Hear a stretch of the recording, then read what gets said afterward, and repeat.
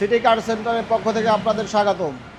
আপনাদের জন্য আজকে নিয়ে আসলাম টয়োটা ব্র্যান্ডের একটা এলিয়ন 7 মডেলের গাড়ি।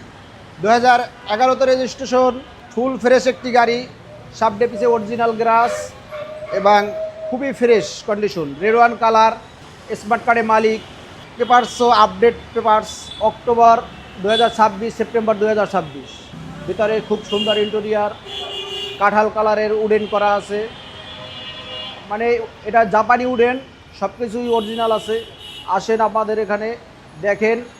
গাড়িটির প্রাইস হলো 17,90,000 আমাদের আস্কিং প্রাইস।